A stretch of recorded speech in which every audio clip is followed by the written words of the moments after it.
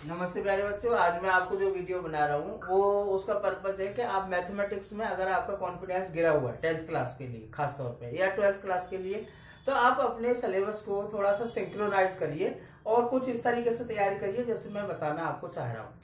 मैं चाहता हूँ कि ये जो 15 क्वेश्चन हैं ये आप डेली दो एक क्वेश्चन करिए। 15 क्वेश्चन तो आप एक दिन में बड़े आराम से कर सकते हैं। मैंने थोड़ा सा सिंप्लीफाई किया है अपने अकॉर्डिंग, जो क्वेश्चन 100% आने और जो टॉपिक इजी है।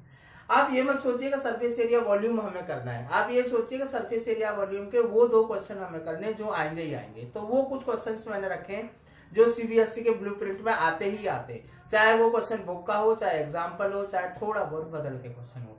जैसे पहला क्वेश्चन मैंने रखा है कि एक क्वेश्चन करिए आप मीन मोड मीडियन का डेली, चाहे तो आप मीन का कर लो, चाहे तो आप मीडियन का कर लो, चाहे तो आप मोड का कर लो, चाहे इसमें मिसिंग फ्रीक्वेंसी का क्वेश्चन कर लीजिए। दूसरा, एक क्वेश्चन ओ गिव का जरूर करिए, डेली करना है आपको एक क्वेश्चन, मतलब टोटल जो आपके ये क्वेश्चन है वो मैक्सिमम 2 है, ठीक है। नेक्स्ट जो चैप्टर है वो है प्रोबेबिलिटी के, जो चैप्टर आपका 15 है उसके 2-3 क्वेश्चन डेली करिए। मेरा ख्याल है 2 या 4 या 5 मिनट में आपके वो हो जाते हैं ये क्वेश्चन। नेक्स्ट जो क्वेश्चन है वो है सरफेस एरिया वॉल्यूम, वहां से 100% एक क्वेश्चन ओ गिव वाला, ये फ्रस्टम वाला क्वेश्चन आता है। तो आप डेली 13.4 से या 13.4 जैसा क्वेश्चन करिए। उसके बाद में एक क्वेश्चन आप कंस्ट्रक्शन से करिए। कंस्ट्रक्शन की 2 एक्सरसाइज है, 11.1 और 11.2। 11.1 में सिमिलर ट्रायंगल आपको ड्रॉ करना है, कंस्ट्रक्ट करना है, और 11.2 में आपको टेंजेंट ड्रॉ करना है। तो एक दिन सिमिलर ट्रायंगल, एक दिन टेंजेंट, एक दिन सिमिलर ट्रायंगल, एक दिन टेंजेंट। तो बहुत आसानी से ये आपका तैयार हो जाएगा। उसके बाद में है 8.1 ट्रिग्नोमेट्री की एक्सरसाइज है।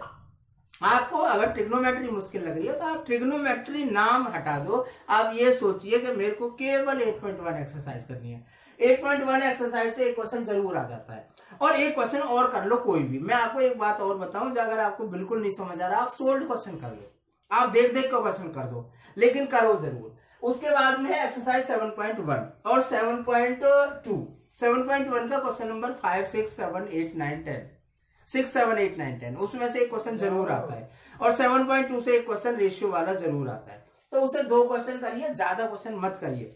उसके साथ में आप थ्योरम है, हमारी 4-5 थ्योरम है, खास तौर पे बीपीटी थ्योरम है, पाइथागोरस है, कन्वर्स ऑफ पाइथागोरस है, सिमिलर टेंजेंट ड्रॉ करने हैं, उसकी एक थ्योरम आप डेली करिए। उसके बाद में चैप्टर 3 और चैप्टर 4 अगर आपको थोड़ा सा मुश्किल लग रहे हैं, आप 2 क्वेश्चन तो कर ही सकते हैं। एक है नेचर चेक करने के लिए लीनियर इक्वेशंस का, a1/a2 निकालना सीख लो, b1/b2 सीख लो, c1/c2 सीख लो। इसके साथ ही nature of quadratic equation, d = b² - 4ac सीख लो। इसी तरीके से नेक्स्ट जो चैप्टर है वो है चैप्टर 1, जो बहुत रटने वाला चैप्टर है, सिंपल सा चैप्टर है। एक्सरसाइज 1.1 और एक्सरसाइज 1.3 से क्वेश्चन 100% आता है, मतलब 100% आना ही आना है। आपको केवल ढूंढना है कि वो क्वेश्चन है कहां पर। रटने वाला क्वेश्चन है क्योंकि थ्योरम्स के बेस पर है, वो क्वेश्चन करिए। उसके बाद में चैप्टर 9 है। चैप्टर 9 है आपका एप्लीकेशन ऑफ ट्रिग्नोमेट्री। उसका क्वेश्चन को आराम से पढ़िए, रिलैक्स होके उसका फिगर बनाइए और 2 ट्रायंगल ढूंढिए, उसमें 10 या साइन लगाइए, बस इतना काम करिए।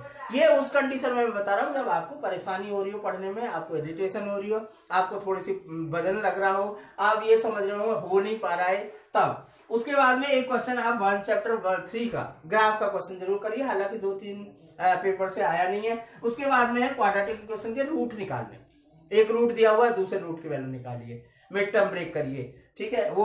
और एक क्वेश्चन है एलसीएम एचसीएफ का 1.2 में। तो ये कुछ क्वेश्चंस हैं जिन्हें आप डेली अगर करेंगे, करीब 15-16 क्वेश्चन है। 15-16 क्वेश्चन करने बहुत आसान है।